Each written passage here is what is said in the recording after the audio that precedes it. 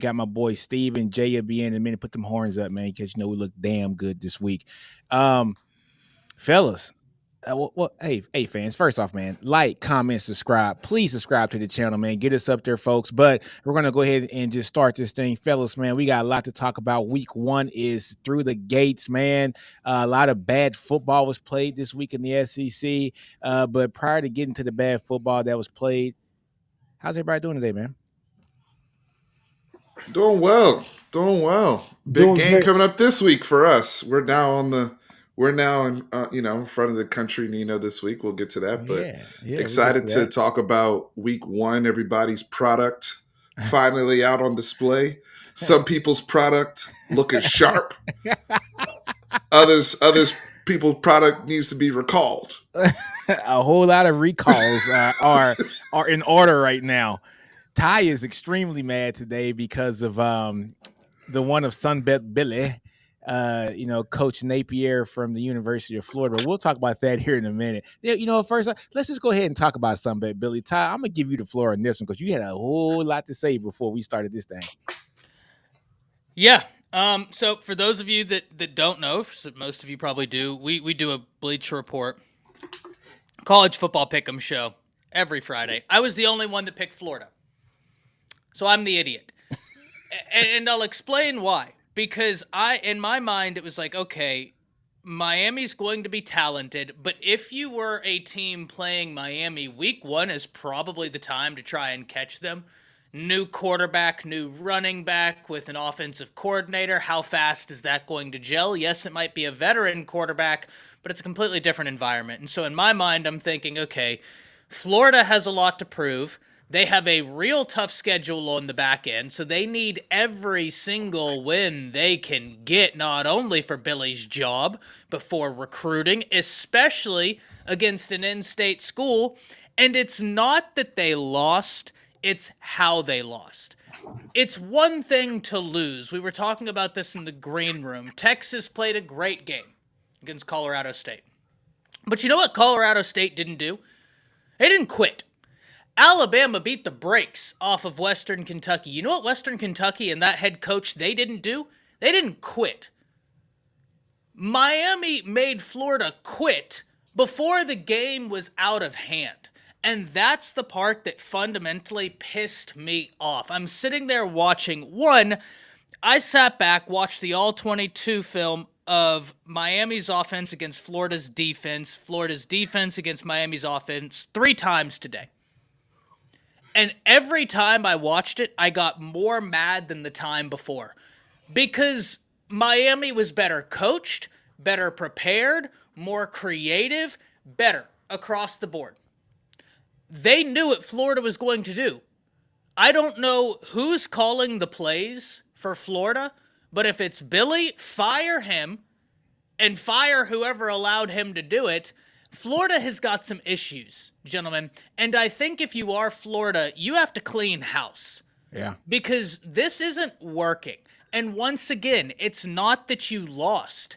If they would have lost by the same score, but they would have put their heart and soul into that game for all 4 quarters, I'd be a lot less mad.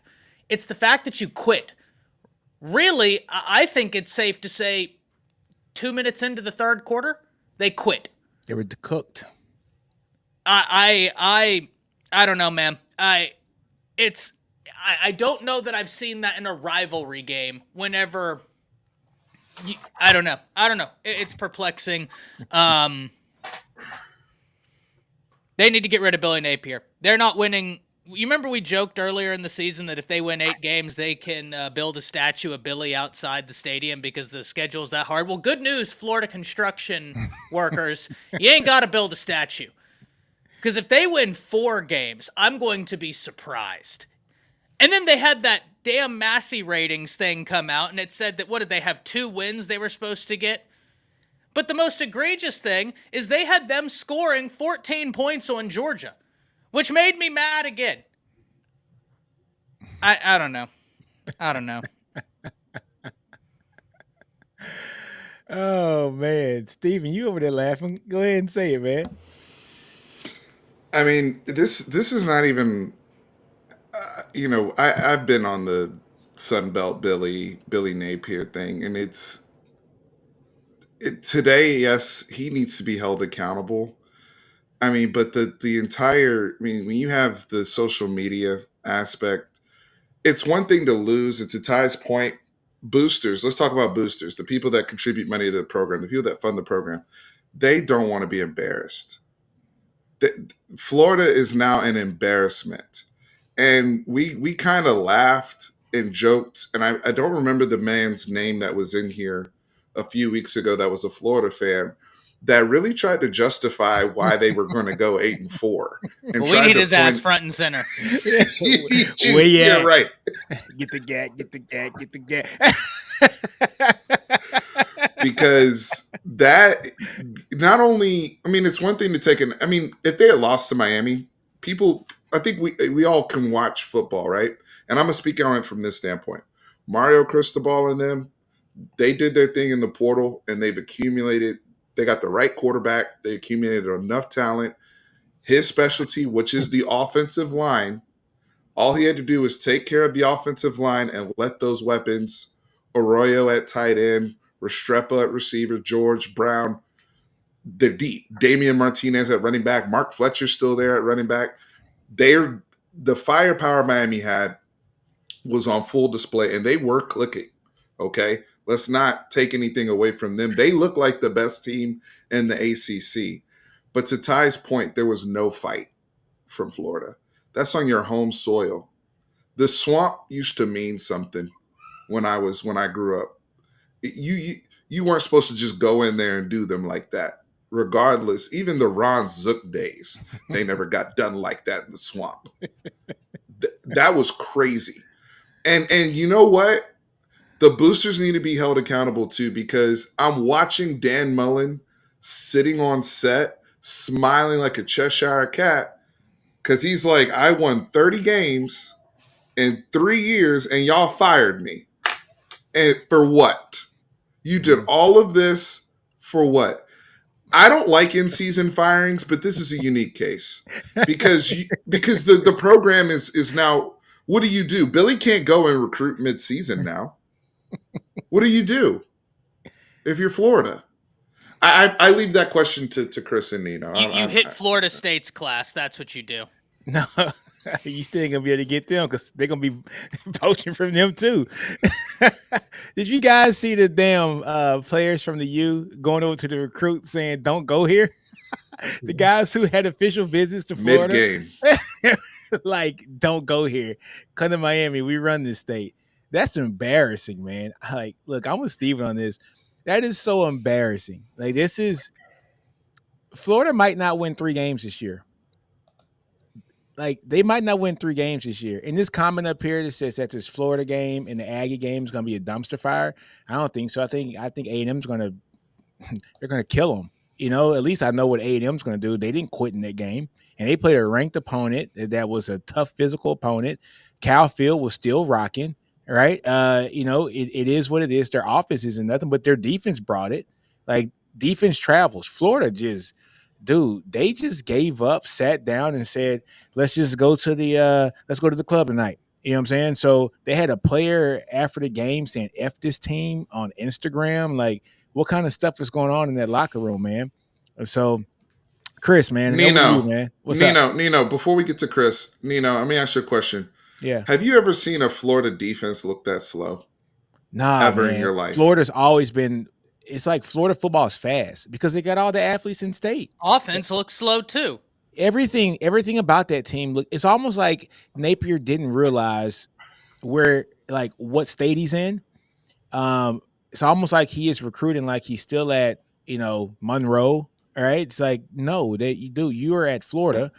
It's a storied school. Some might call it a blue blood. I mean, they got everything that you want in a school, in a program, resources galore. It's one of the most resource rich states when it comes to football talent. And then, the state above you is Alabama. You got Georgia there too as well, which are also resources. And parents can come see their kids play in Gainesville. There's so much talent in the area. There's no reason why you can't get 25 recruits every year that are fast and physical to come play with you, man. It is what it is. Slow-ass team. Chris, what's going on, man? Florida, everybody in Florida, I mean, well, half of Florida, I guess you can say, right? But University of Florida, Gainesville, all the people there, what you need to know about your team is that they need to spin the block like a couple of times, maybe 3. They need to spin the block the first time on Cam Ward and tell him, please, don't ever get it twisted. The swamp is way louder than Oregon State, USC, and whatever other teams in the Pac-12 that you were talking about. So you need to get your respect back on that.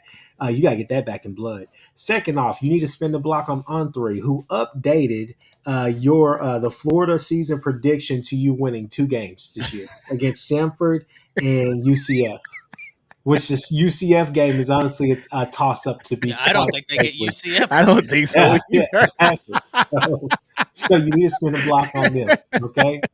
Third all, you got to spin the block on Miami again. Why? Because you have now allowed the people in Miami, Florida, in all of Florida, and possibly half of the nation, you've given them the idea that the U is back, right? So we have to pump the brakes because although Cam Ward is that guy, he's Himothy, right? He is him.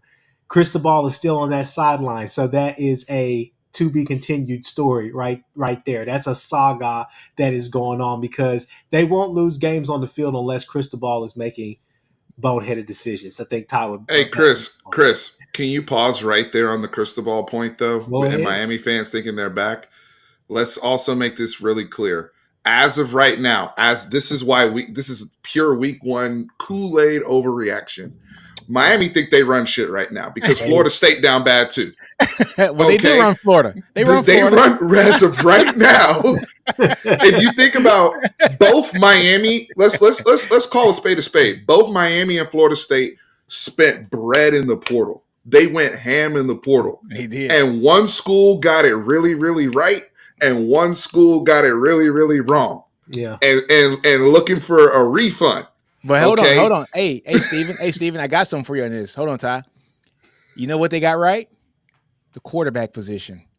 I think Florida State did really well in the portal. The only thing that is bad in that is that they didn't get Cam Ward and they got DJU. You swap those two, and I think we have a different story. Then we have a bunch of different stories. Well, here's the thing. I don't disagree. I don't. Yeah. There's no comparing DJU, Cam Ward. I very well received. You are instantly better.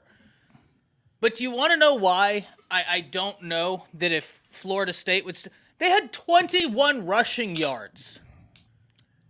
What is on Boston College? This is the difference. You want to know what? And Steven, you make a great point, but let's take it a step further. Let's really get down into and this is going to sound harsh, but let's really peel the onion back and say what it is. One team went out there and got starters. The other team went out there and got players that were second or third on the depth chart. No disrespect, but all offseason Florida State fans were telling Bama fans, oh, we're Bama in Florida now.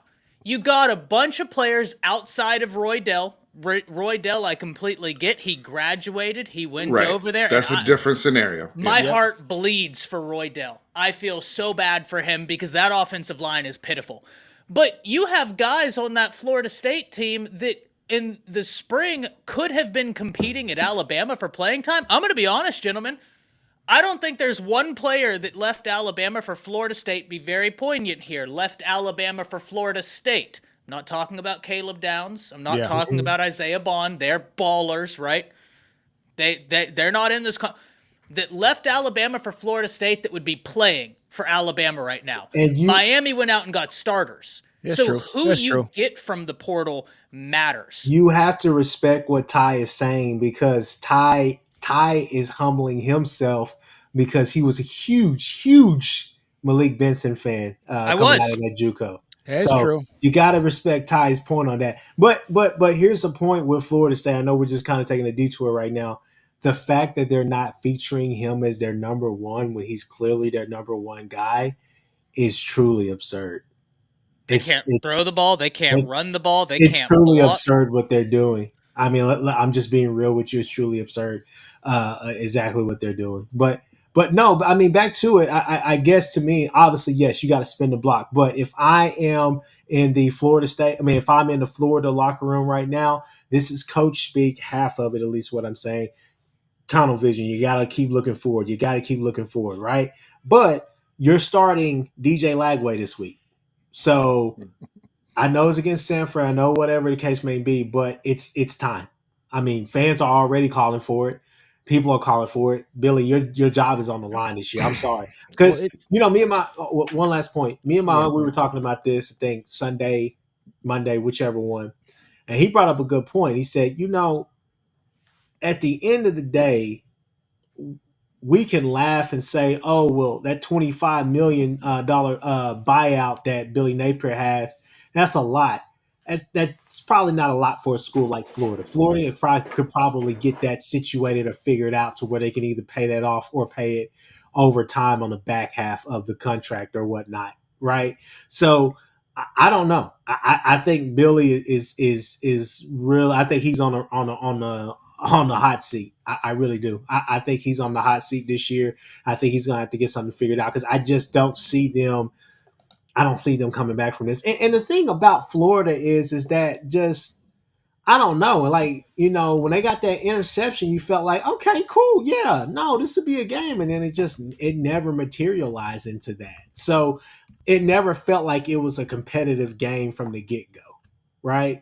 And so I don't know, like this isn't the worst Florida team that we've seen. We've seen some bad Florida teams, but I will say I don't know, like it did kind of leave a bad taste in your mouth because you thought they would have some type of momentum coming into this season, especially with, didn't they have a really good recruiting class? Didn't they have a good, portal, all the rest of this stuff? Like this was supposed to be a good year for them. Obviously, we know the schedule wise, right?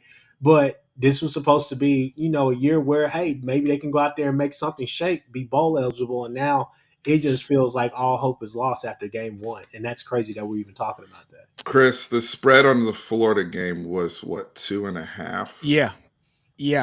And it was a 24-point win or something like that. Yeah. It was disgusting. It was a disgusting, piece of work by Florida. One thing I do want to say about Lagway, right? I almost don't want the kid to play. This is a failure waiting to happen. He has no offensive line in front of him. This is something that could no creative play calling. No play calling. This is something that could, no kidding, ruin a kid's career from the start. Some kids, I don't know his mental makeup, but he is going to get tested and challenged from the get-go because Florida, look, man, people smell blood in the water. This isn't the Florida of old where people had a little bit of fear of them, like, oh, man, they're going to be fast. Like, we got to look at this. There's nothing on Florida's team that if any team in the SEC, even Vanderbilt, if Vanderbilt plays them, they are not afraid of them. I want people to think about that for a minute. We're talking about Vanderbilt. If Vanderbilt plays Florida tomorrow, they are not afraid of them. They feel like they can match up player for player with Florida. I'm going to tell you this right now. Vandy will beat them. There was a point in this game, guys, where it should, and I understand I'm doing revisionist history, but hear me out here. It should have been 6-3 at a certain point in this game. Yeah. You have Miami. 3rd and long, you stop them, and then you take an unnecessary shot at Cam Ward because you want to send a message about how damn physical you are. Well, guess what? He scores. Then you do it again. Yeah. Right? And I'm going to tell you this. If they had done that against Diego Pava for Vanderbilt, did y'all remember what he did to the Auburn player that intercepted his pass last year? He suplexed them. I'm not joking. He ran them down, picked them up, and suplexed him. He'd have fought that whole team in the parking lot, and guess what? I'd have picked him to win over these current Gators. That was pathetic, what I saw on Saturday.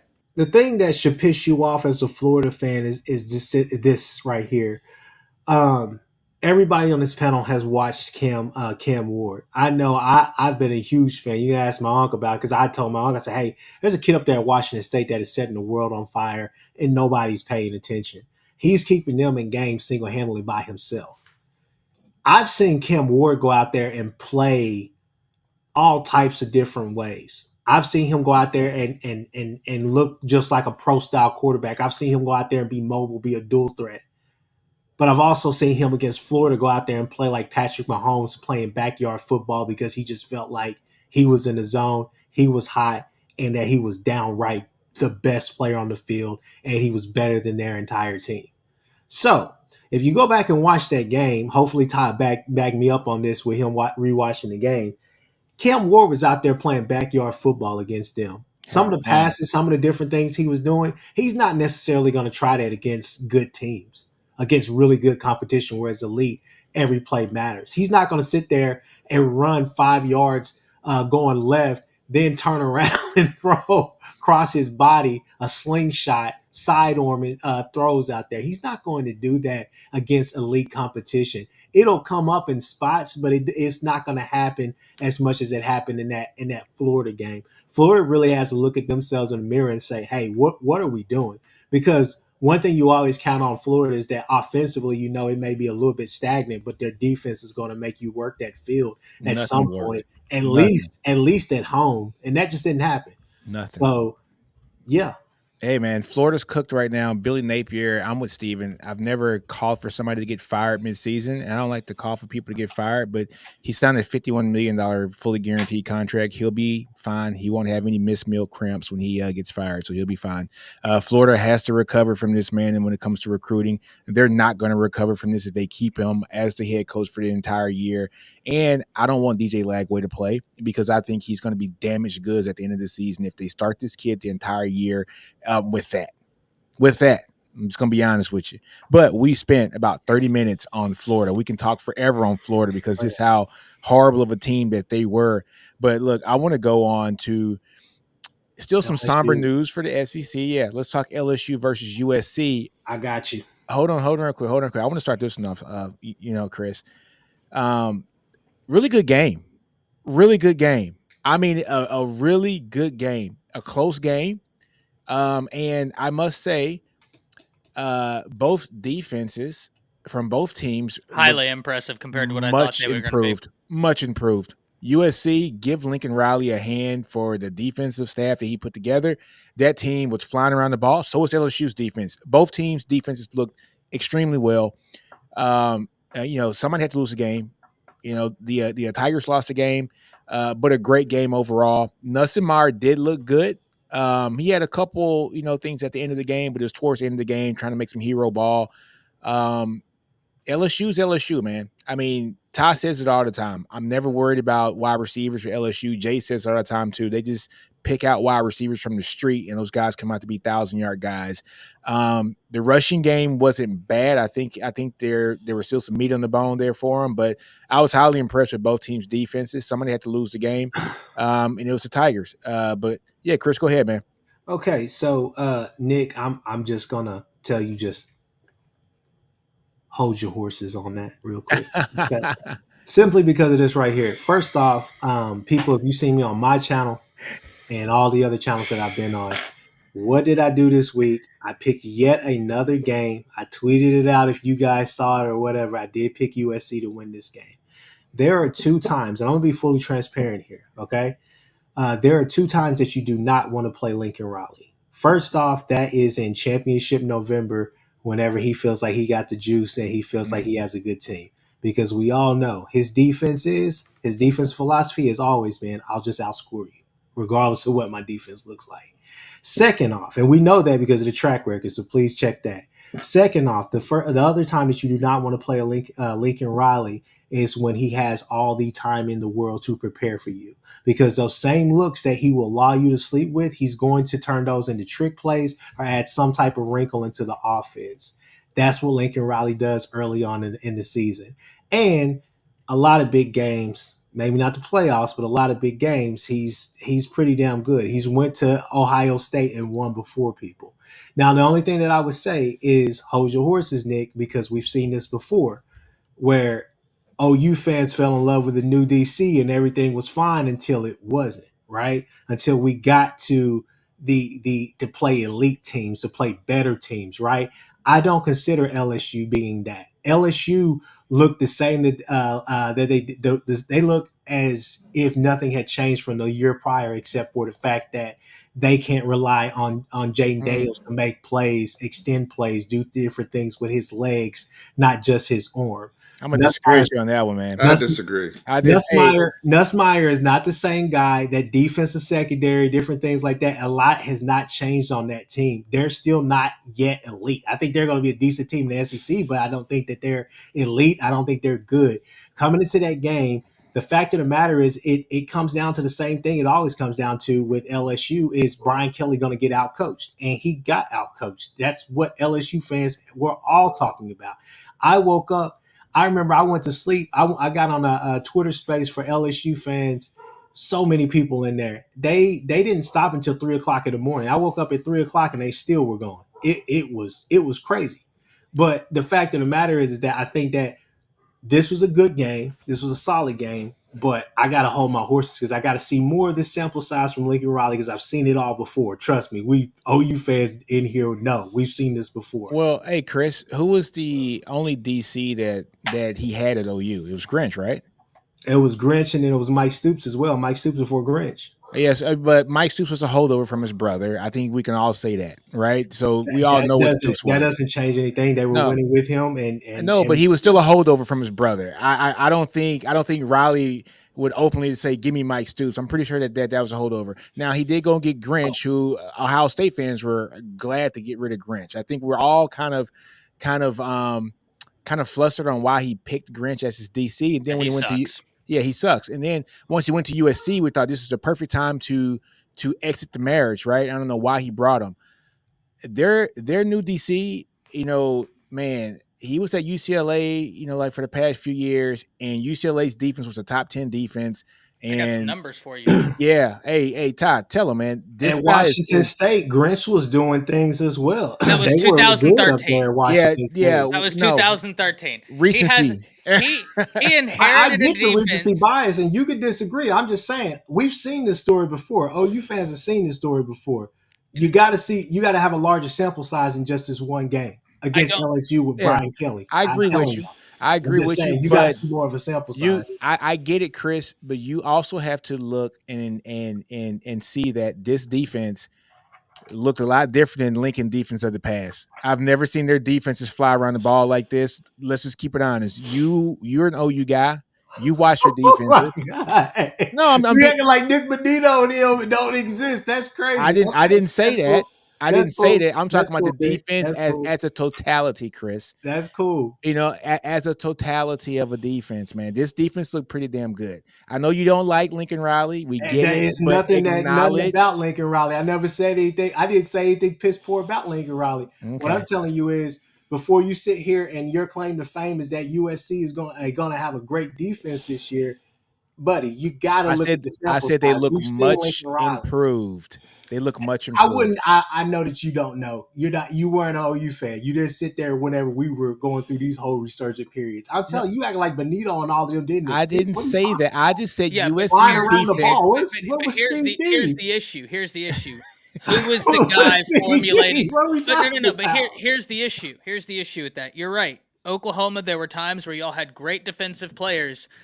You had a piss poor defensive coordinator. Alabama had an all-star team. They had the Monstars, and Pete Golding was dropping Will Anderson back in coverage at a 38% clip. Yeah. Let that sit. Almost 40% of the time, the best pass rusher I've seen, and how long, guys, was dropping into coverage at nearly 40% of the time. Rookie of the year. Okay? Rookie of the year on the defense side of the ball. Let him eat, and he's going to feast. Here's the numbers, though, because I do agree with you here, Chris. It's one game. We need to see a sample size. Now, once again, I was wrong on this game. I picked LSU, but not because I thought that their defense was going to be good. All offseason, I've been telling everybody that would listen, their defense isn't going to be good this year. They don't have the bodies up front. Hell, I actually led the Bleacher Report segment off this week, past Friday, with, it's the game of who's going to play worse defense. That was my opening line. But I'm going to give you something on Lynn. This man inherited a UCLA defense that was 92nd in the nation, and he took them from the 92nd defense in the nation to number 14 in a year. You can say, hey, it's the Pack. Last year was the best the Pack has looked since 2006, 2005. Easy. Yep. He did it. Anthony Lucas played a hell of a game. Gentlemen, this is an LSU offensive line that will be up, or at least I thought they would be up for a Joe Moore Award. He pancaked dudes. He put dudes on their ass multiple different times that game. So, Chris, here's where I'm at. I'm not saying that I think USC is going to have a top 15 defense. Quite frankly, that would be historic. Like a level of historic, gentlemen, that I don't know if we've seen before, where someone inherits two defenses in a row that were around 100th in the nation and then shoots them to top 15 in a year. I'm always one of those guys. I believe in the rule as opposed to the exception, but I'm all too happy to be wrong in instances like this. But do I think that USC could have a defense that ranks anywhere between 30th to 40th in the nation? I think that's plausible. And if you have Lincoln, a 30th to 40th defense, that's going to get you something done. And then if they can retain him, because it's not just Lynn. Trojan knows. Trojan Fight and I, we've had our back and forths. He's known. Though I questioned what the defense would look like, I loved the hires. Mm-hmm. Eric Henney on the defensive line. Doug Belk at cornerbacks. That guy knows SEC landscape. You have Matt Entz at linebacker, and then you have Lynn as your defensive coordinator. It's a damn good defensive staff. You're not wrong. My point, the only thing I would raise you, Chris, is Bonitto was a hell of a player, a monster. What would he have looked like with Lynn calling the plays as opposed to Alex Grinch? He wouldn't. I mean, at the end of the day, I mean, Harold Perkins is Nick Bonitto 2.0. Not talent wise, I'm talking about usage wise. And the reason why I say that is because it looks like it doesn't matter what is going on with whatever defensive coordinator is there. They use him as a spy. They use him basically as a damn nickelback. That's what was going on with Alex Grinch using Bonitto at times, but at times when they needed to go win games, that's whenever you would just let them sit back and go do. So I understand the difference of philosophy.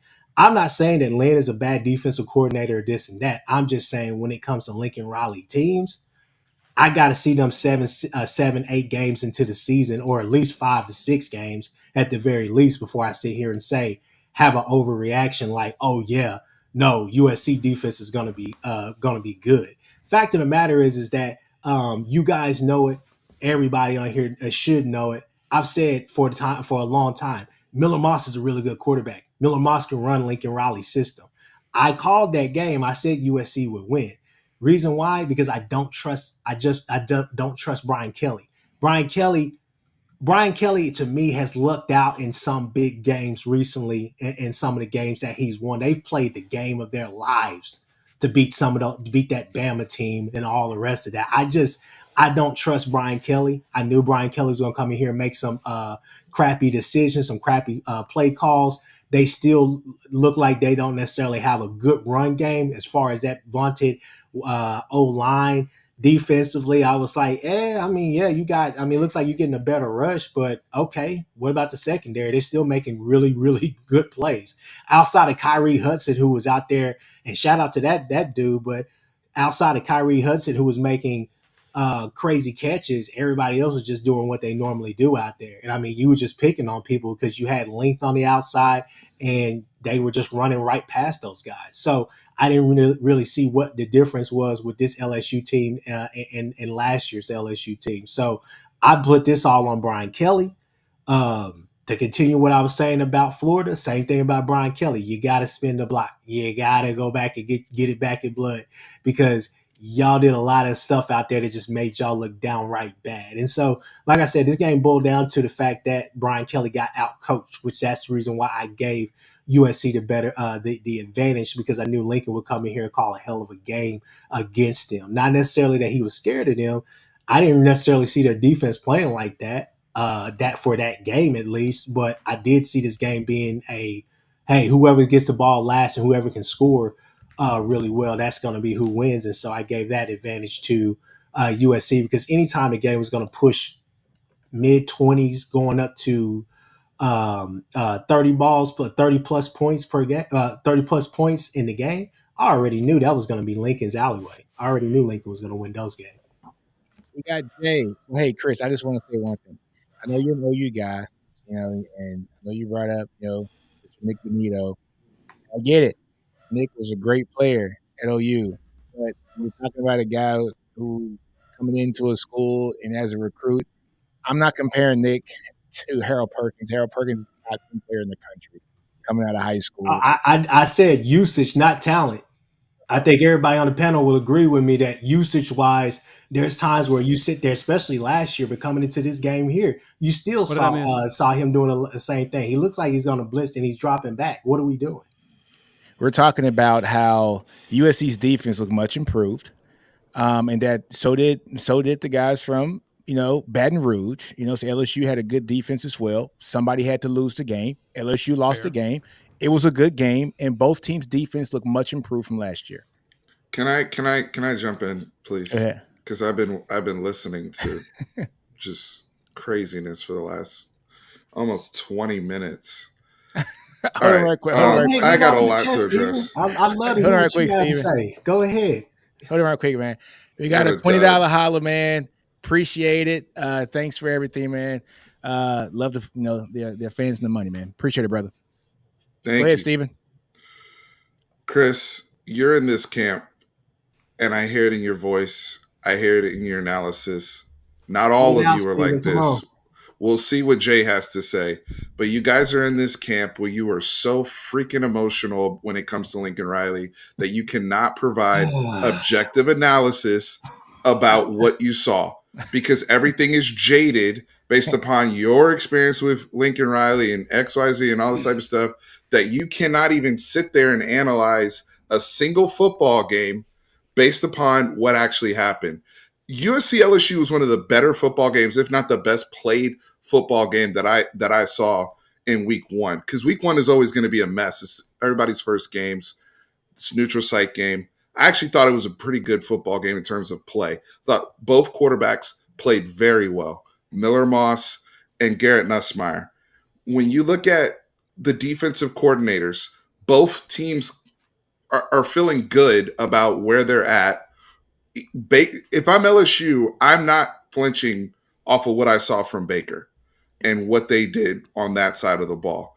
I thought they were night and day from the LSU defense that we saw last year. Brian Kelly needs to hold accountability for losing this football game. They've lost what, 5 straight season openers now? Yep. Roughly. 5. So yeah.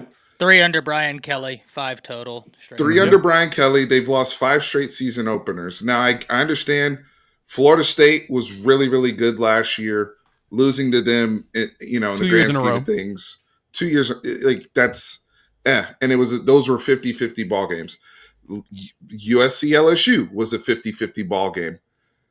However, you have to understand, Lincoln Riley and them, I got to give them credit. This wasn't a shootout. This was a physical football game. Yes. There was a lot of nuance that occurred in this football game that USC had to navigate. USC scored 14 points in the fourth quarter. They came back. They were down.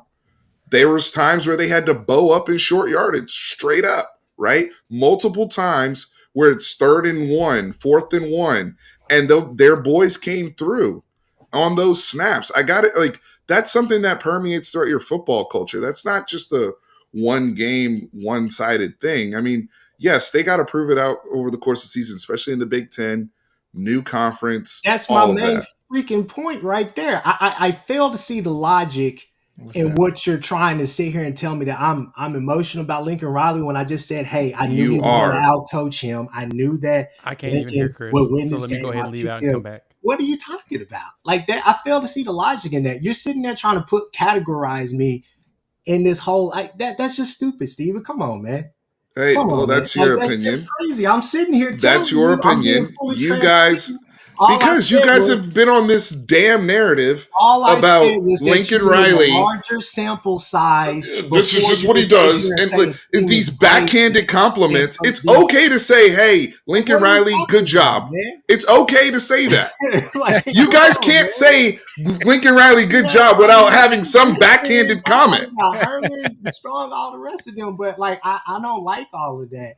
When you get on here and try to act like, do we have a boxing bell? This and that. Like, that's bullshit. Like, come on, man. You know that. I just sat there. I guess it's just me because I can't hear Chris whatsoever. We just need a larger sample size. Yeah, you must be talking only on one side. Let me get my headphones.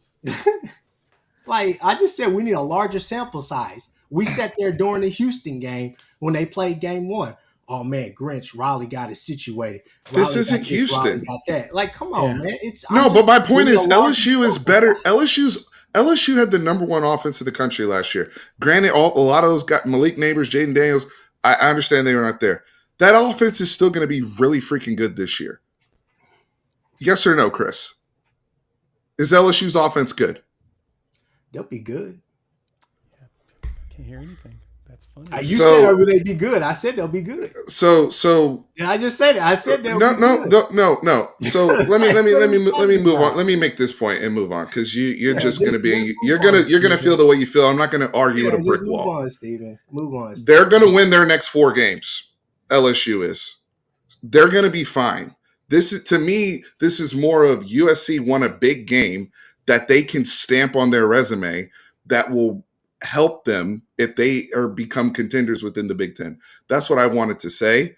And I think Lincoln Riley deserves credit for making the hire on the defense, toughening up his football team, winning a football game in that manner. And they deserve credit, a lot of credit for that instance in that manner. I'm tired of the backhanded, blah, blah, blah. Like, I think it's ridiculous. USC except for me. So I don't know what we're talking about. So I'm just saying, move on.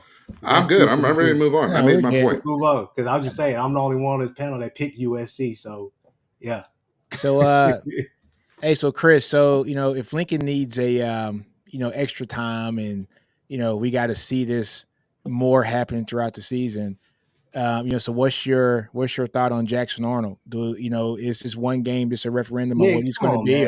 I'm asking a question. Do we need more of them? What you call it? Still throwing picks and doing the same. I'm asking a question. Let's not play mental gymnastics. And I'm not playing. I'm just saying.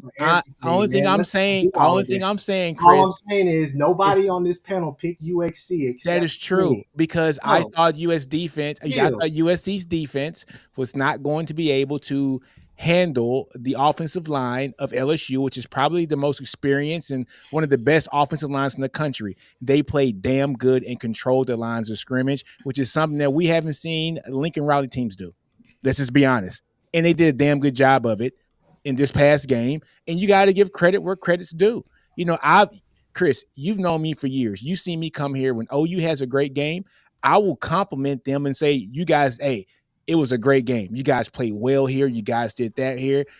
All we're saying is acknowledge that the damn team, USC, had a damn good game. Their defense looked better. Their defense was worse. I picked them to win. I understand that. Something out. We're going in circles. Let's talk about it. Let's talk about Georgia Clemson. Yeah, I'm done with this. Let's move on.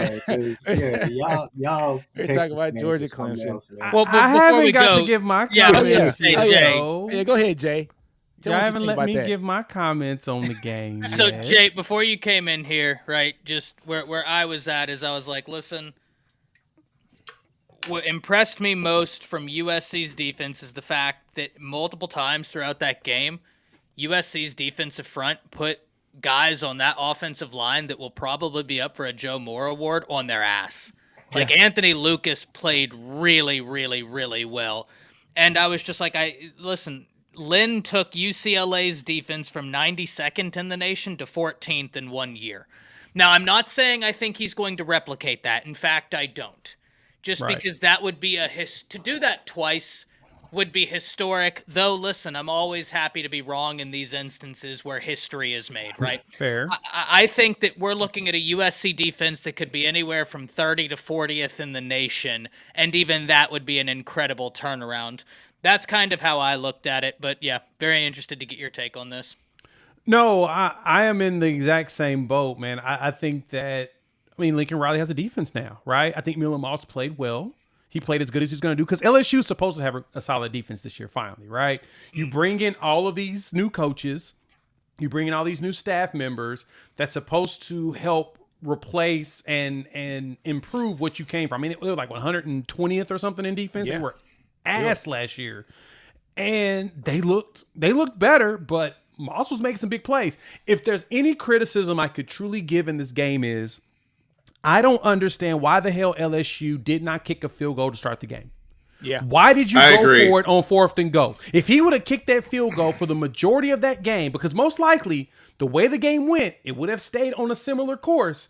There is a good chance LSU was up 3 points with the ball in their hands for the final possession. They had the chance. They could have easily potentially sealed this game if they kicked the flipping field goal to start getting greedy and thinking that, it's USC, they ain't got defense. He made that mistake in the Florida State game last year. Right, exactly. And he got conservative when he had the lead. This is 2 times in a row this man has done this. It's because what are we doing here? He didn't respect USC. Oh, no, he did not. It did not. And then he got punched in the mouth. In the throat. He got kicked right in the throat. Sweet chin music. And they ain't passing the odds. That's exactly what we saw in this. But can I address something? Yes, Jesse Browning saying if USC is putting work on the offensive line, then those offensive liners far from Joe Moore. Look, it is week 1. That's the same offensive line from last year, Jesse, and that's Jay, right or wrong, that LSU offensive line at the end of the season will probably be one of the top offensive lines in the nation. They 100%. have a left tackle who will probably be the first left tackle off the board. And their right tackle will be the first one, too. So, listen, this comment?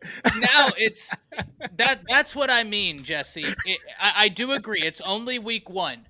But that LSU offensive line is a good offensive line, which is why I was like, that's different. They handled business. They did. They did exactly what they were supposed to. Hey, 35 on LSU, Savion Jones. He's a Sunday player, by the way. That brother was moving. Yeah, moving. But overall, that's kind of my point with it is that LSU's offensive line.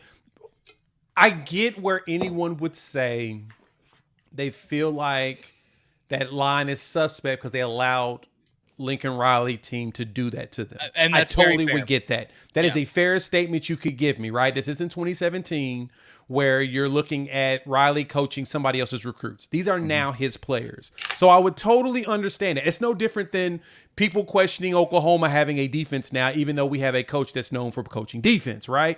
I get that you're not used to it. But Lynn is a really good defensive coordinator, and it looks like he's actually got them in the weight room, and they're playing like this. Now, let's keep this in mind, though. They haven't touched their Big Ten schedule yet. We will know who they are when they play in the Big Ten. But week 1 against an LSU team that's known, that line has been known for being really good. They had the top offense in the country because of this line, period. That's what we know. They returned everybody. If USC was able to do that, that's kind of a sign that USC's kind of making a turn. Now, again, we'll see when they play against these Big Ten teams who are just as physical as most of your SEC teams are, right? That's just what the Big Ten is. They just don't have offenses. That's always been the big thing. Ask Iowa. They'll have a whole bunch of defense. Well, they want to punt the ball. They want to punt the ball so they can play more defense. Hey, no, Iowa got 20 safeties. I was about to say, Iowa got 20 safeties. That's my point. They like to punt the ball so they can play more defense. That is their entire strategy. All right, man. But how can you not run the ball? And it's not even and I know people are like, oh, well, they couldn't run the ball. My biggest thing with Brian Kelly, it's not that you couldn't run the ball. John Emery averaged over 6 yards. 6 yards a carry. Yeah. You had 22 carries in the whole game. That's it. You refused. You refused to give the ball, and at 6 yards per carry, that's an indictment on your coaching ability. Rest in peace to John Emery, by the way. True. He's done. He's done. That's right. Cooked. That's right. ACL torn. That's in practice. Man. That's right. I felt so bad for the kid. I did too. Hey, I hurt my feelings for the kid. Chris, will you say this right here? That $9.99 more. He gotta spell my name right for me to acknowledge that, bro. Yeah. I hate that I cannot hear Chris, and I have no clue why. That is the weirdest thing in the world. I am the only one that is weird. Hey, Chris, I cannot hear him. Yeah, hey, maybe Chris, why don't you drop off, Chris, and then come back on? And then we'll each do it one by one. No, it's good. And so we play music. It's only Chris. Chairs. It's only Chris. Yeah, it's weird. Like I couldn't hear. I had to go listen to the actual playback on YouTube to hear what he was saying. Yeah. So that is wild. Let's talk about Georgia, man. You got to talk about Georgia? Yeah. So jury's still very much out on USC's defense, but they do look improved. But I'll tell you what, guys. And I got his face now. And I said this in the Bleacher Report stream. First thing I said about Clemson, they have problems. Now, do you want to know where I was wrong, guys? I said they were the type of problems that 90% of college football would love to have. That's where I was wrong. They got problems, and they'll still be a good team, but this is not your Clemson of old. Nope. That offense is terrible. The play calling was terrible. Trying to keep doing Cade Klubnik on those zone reads was god-awful. Wow. That was pathetic. Let me add to that real quick, and I'm going to give a shout-out to Josh Pate on this because he made a fantastic point. Could you imagine Cameron Ward in that offense? How he could have overcome everything that Cade Klubnik could not? Hey, right. That's the thing. Right. Clemson has talent. Actually, if you go and watch the game, Clemson kind of kept the game close. That defense is really good. Their defense is really good. The problem with Clemson Woods. is Don't. I know. Ty. Sorry, Ty. That one. Yeah, you can't say that word in front of Ty, man. Y'all know y'all gonna hurt that man's My feelings. bad, Look at my him. bad. He's sorry. That dude got to have a heart attack now. Look at him. I'm sorry. He gotta go smoke a cigar now. Go ahead and smoke man. a cigar to relax his soul. I'm sorry, Ty, man. forgive Don't me. get you a black him out, dog. Hey, the problem with Clemson is Dabo did the man not dirty. using the freaking portal is what has made that team not as deep as what they could be. You know what I'm saying? Like if Clemson were to use the portal, some of those guys that are starting on that team should probably not be starting, but you would have some guys like, let's say, for instance, Texas brings in an Isaiah Bond, right? Bond comes in, he's the starter at Texas. That is holding back a guy like Jonte Cook, who could be balling out right now, but he's on the second string. You got guys like Golden, who's there, who's holding somebody else. Clemson did not hit the portal. They don't have the depth that they should. And what Dabo is doing, he is doing what Arkansas and the Ole Misses do, which is they bring in the talent, they build it up, and every fourth or fifth year they're going to be good. But you can't afford to do that. Like Kentucky and Oklahoma State. Yes, You're Clemson. You have 2 championships.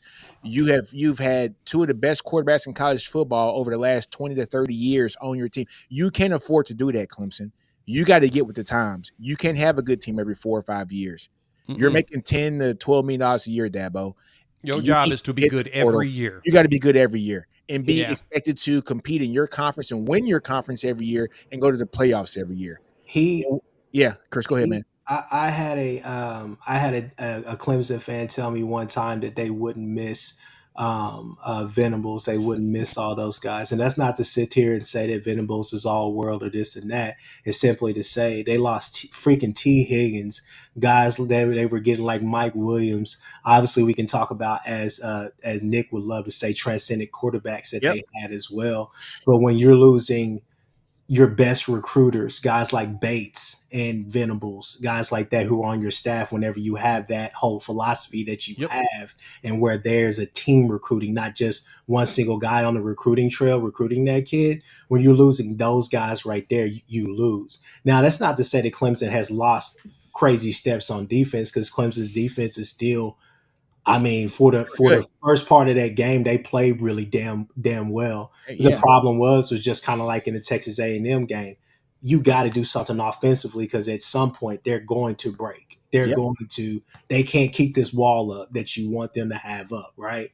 So at the end of the day, Dabo has lost a lot on the coaching staff, and from continuity purposes on the coaching staff to just the talent that he had offensively as well. You don't have those 6'4" guys that, even at times, there would be some times where Trevor Lawrence would just throw the ball up, Higgins and all of them, because they're so tall and athletic, just catching balls. Justin Ross, guys like that, they're not there on the field anymore. Now, coming into the season, coming into the season, I thought Antonio Williams would have a crazy year. I still think that he's going to have a really good year. I think the kid is really good. I remember seeing him his freshman year, especially in that Duke game where he was one of their only bright spots that they had, and he was just a freshman there. But you saw it kind of throughout the season in spurts. But I don't necessarily know. I don't think Dabo's a bad coach. Don't think he's bad for the philosophy that he wants. But at the end of the day, guys like Keon Coleman and guys like that don't typically go to a Florida State if Clemson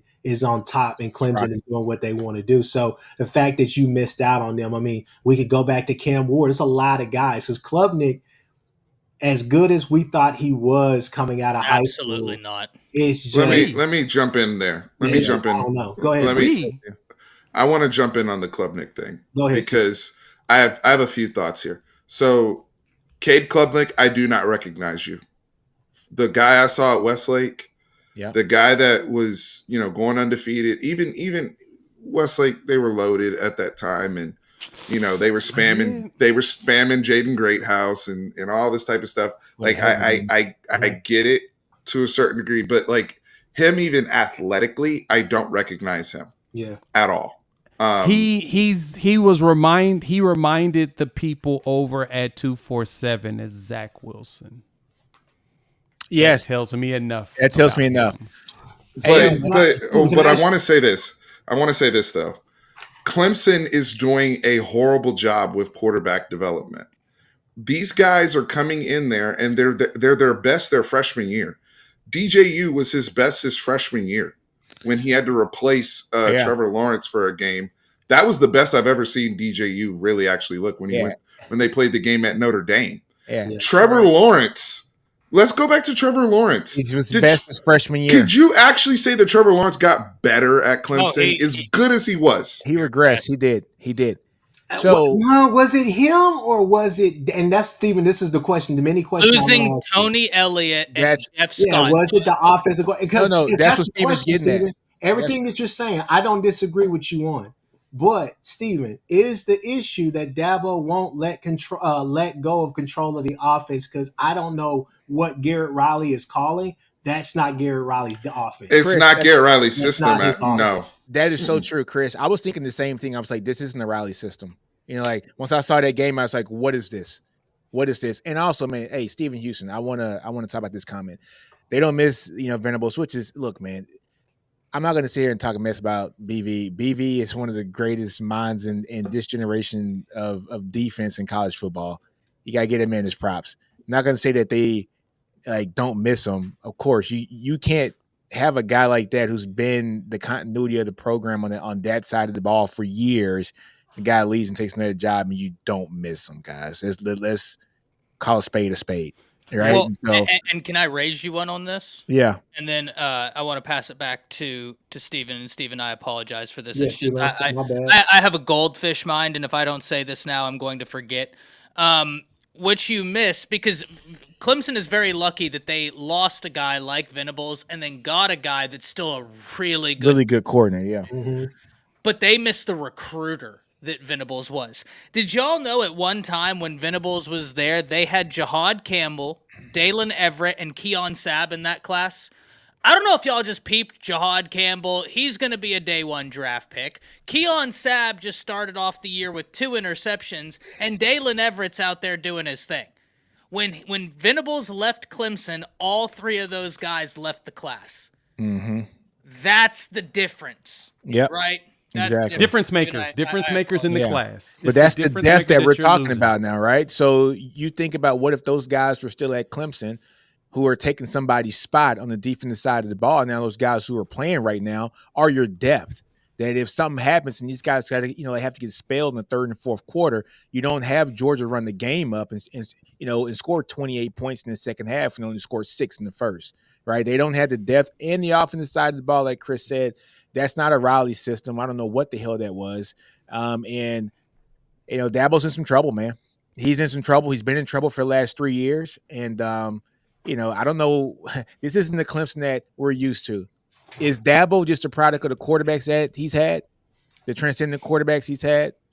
or is it something deeper, guys? What do you guys think? And the coaches too. I mean, the coaches. BV and them, he ate off of their success. I mean, that defensive line that BV and them had, that Christian Wilkins group, right, with Cleveland Farrell and all them, that was one of the greatest defensive lines in modern college football, right? Like, they were gonna win a natty. Oh yeah, they were good. You know, but then also we had the ultimate eraser on offense in Watson, and like Chris said, you got the T. Higgins and the Mike Williams who they were throwing the ball to, and the Rosses and running backs, with the Trevor, man, they had squads.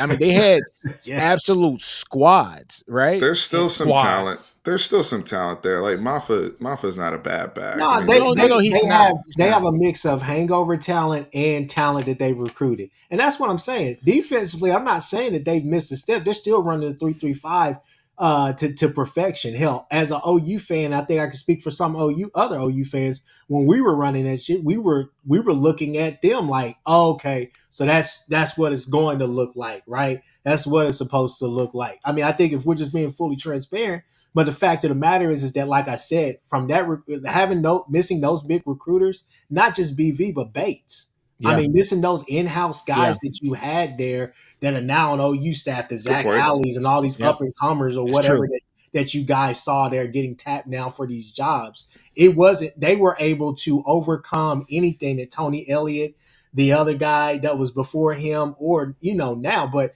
it just feels like when I'm watching Clemson, I just feel like with Riley's offense, at least the variation of it that he was running at TCU, it felt like, hey man, he's throwing to there. He has I forgot what old boy's name was at TCU, but they're just throwing to an area. They're not even throwing to the guy. They're just throwing to an area. Quentin Johnston. Yeah, Quentin Johnston. The guy. Yeah, they know these guys are open. Savion, Williams, and all Williams. That. Like now going to this right here, it's like, when you watch Klubnik, it feels like, one, he's running out of the pocket way too soon, and two, he's eyeing everybody. He's staring him down. Yeah, he's staring him down. Now, hey, Chris and Ty, you guys can kind of back me up on this. I've been making this same comment that CB is saying right here, that Joel Klatt compared Clemson to 2010 Texas. I've been making this comment about Dabo. I said Dabo is Mac Brown from after they lost against Alabama, where you get stubborn, you don't want to make the changes, you want to do things your way, you're trying to mold the program, you're not keeping up with the times. And CB, great comment, because I've been making this comment for about 6 months now, if not longer, that this Clemson team, and well, not the Clemson team, but Dabo as a whole, reminds me so much of Mac Brown after we lost to Alabama in 2010.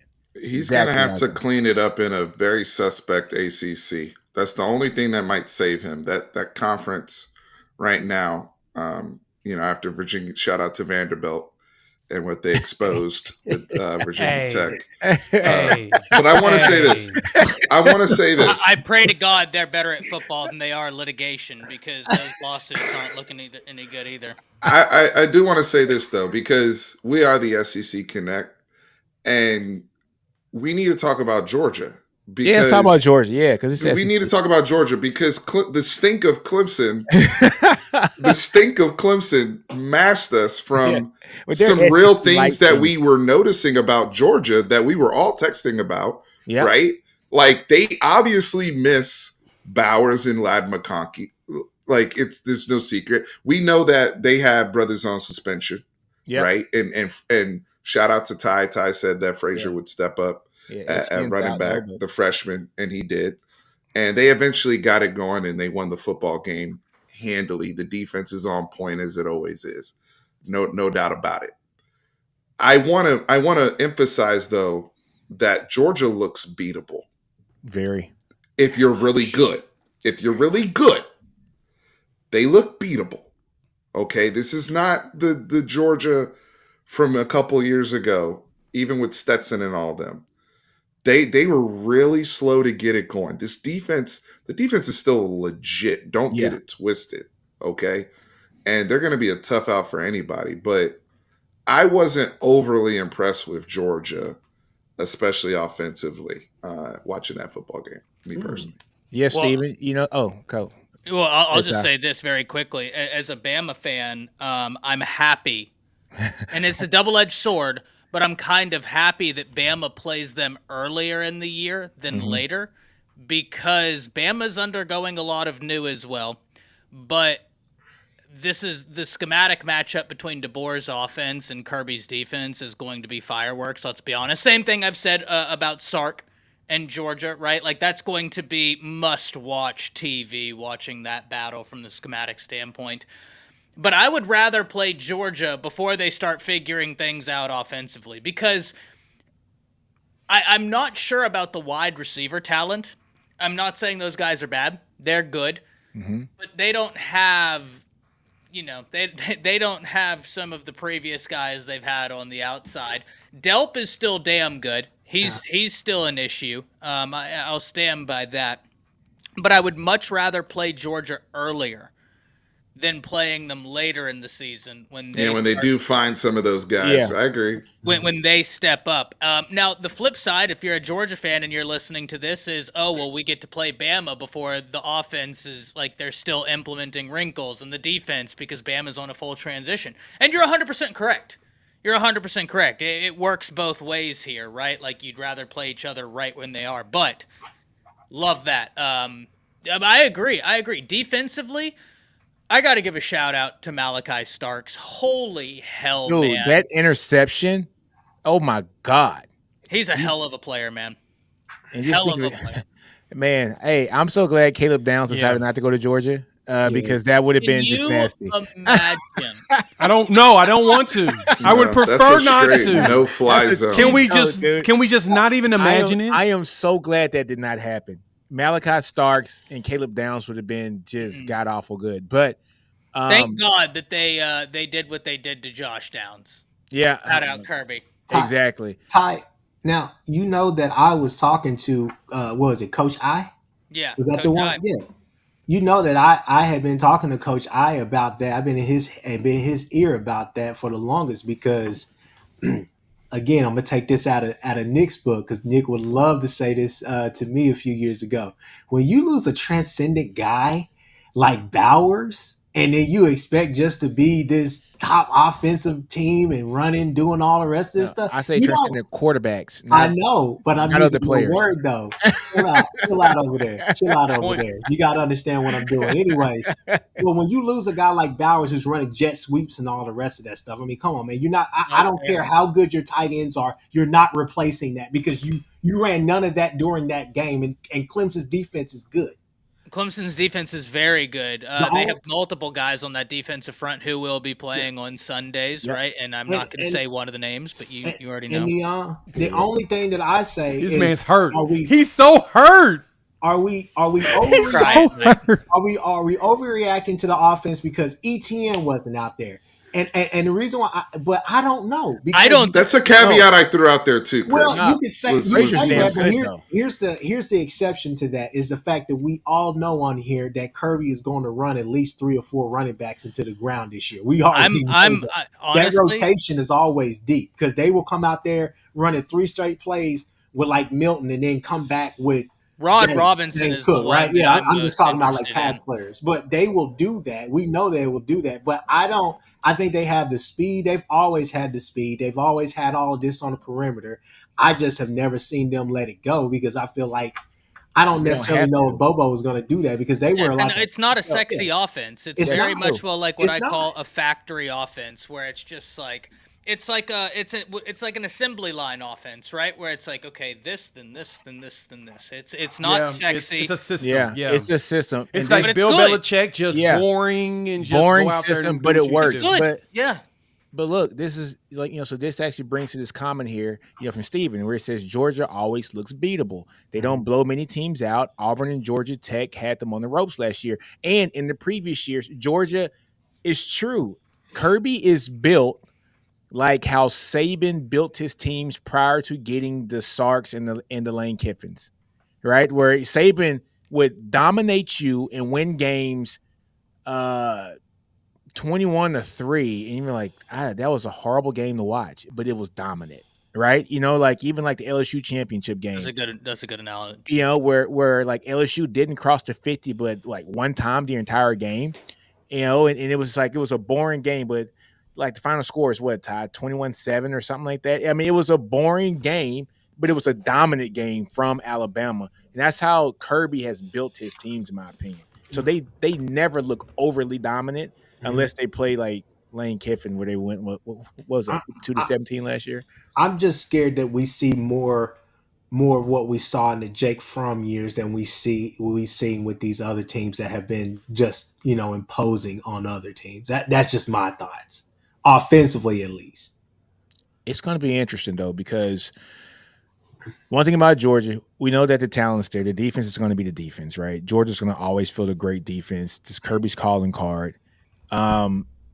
Kirby is going to get beat a couple times, I think, this year. Once or twice this year. He has a tough schedule. He doesn't have the SEC East. Yeah, he doesn't have least. Yeah, he doesn't have that cookie cutter schedule that he's always had, and so Kirby has said it, last year, this year as well, how his players are always mad that they get these easy schedules because people don't believe in them. Well, you got what you asked for. Make people believe you now.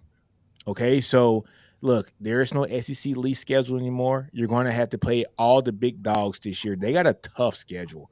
And so I think that we're going to see them maybe drop a game or two, but it's not going to say anything bad about Kirby and them. It's just that the talent level that they're going to be playing week in and week out is going to be completely different than what they've played over the last 3 to 4 years, but they're still a great team. I think Georgia has the personnel, though, to be a more explosive, exciting offense. I think there's a comment there about Kirby misses Todd Monken. I'm starting to feel the loss of Monken and his impact. Yeah, I see that. On the offense. No disrespect to Bobo, but he's not Monken, right? Yeah. If Bobo was Monken, Bobo would be getting job offers from all over the place. There's a reason why they were able to go back in-house and get him, right? So you're kind of seeing that. Now, the flip side of that is you got to force Georgia's hand. If you don't put points on the board, what's the point of that? Why do they need to turn up? Exactly. Right? Somebody needs to come out there and put 14 on the board early, right? And it could be, does Georgia play Tennessee this year? I think they do. I don't. Do Hold they? on, I'm gonna check right now. It could. They do. Yeah. So okay. Yeah, So look, Georgia's schedule. Yep. Alabama can Tennessee come in. comes there in November 16th. Tennessee comes to town, and they come to Tuscaloosa. Yeah, they in got a few weeks. 4th game of the season. They got Bama. Bama could run the score up on them, and then they got to go play. And then 2 games after, not 2 games, 3 games after that, you got Texas. Then after that, you got Ole Miss. You got Ole Miss at on the road. You got Tennessee. Those are all quarterbacks and teams that can put 14 up in the first quarter very quickly, right? As good as the Georgia D. No disrespect to Georgia D. But you're not going to be lights out every single week. Shut out, right? Like there's going to be somebody that gets a touchdown or something, and it's like, hey. Somebody's offense is good enough to do that. Yeah. And now Bobo and you guys need to freaking play real offense now. I can't chill, right? So that's what I'm curious to see. There are going to be a couple of games this year where Beck has to put this team on his back, and they have to go from there. It can't just be defense, or even just run the ball. He's going to have to elevate his play. I mean, there's select guys that I put in that category. Hell, I even put Quinn Ewers in that. That's not even being disrespect. That's just being for real. Like there's certain games on your schedule, on a lot of teams' schedule, where you're like, hey, our best player or our best players, they're gonna have to will this team to win because there's some really tough games. I think what we all need to understand, this panel and everybody, the 12-game playoff has changed every single thing. Schedule wise, player wise, team wise, everything. It's changed the entire outlook. And Steven, I think we were on disconnected. I'll give you that. USC's defense looked like it improved, but what I'm saying is this right here. The 12-team playoff has caused me to understand something, and maybe you guys agree to disagree. Every team in week 1 that looked bad is not going to be bad for the rest of the year, but every team that looked elite in the week 1 is not going to be elite week 1. You can say that. That's fair. That's fair. But because of this 12-game playoff, it has totally changed the landscape of college football, and that is something I think people don't truly take time to really unpack. Except for Florida State, they're cooked. Yeah, they're so yeah, there's certain teams that like, and I think I texted you guys, right? Like, there's certain teams, and if you listen to like Bill Simmons' podcast when he talks about NFL, like they'll every week him and Cousin Sal will just do the teams like we're just out on them. Like I don't need to watch any more of you. I'm out on you. Right, like Florida's one of those teams, right? Like it's just like I don't need to see anything else. I'm out, right? Done. I'm done. I don't need like there's certain teams, and there's certain teams that you saw last week where you're like, yo, I'm in, right? Like Nico, I'm in. Sign me up. Oh, he looks good. I don't care who they played. He looked great. I'm in, right? Like there's certain things where you just stupid.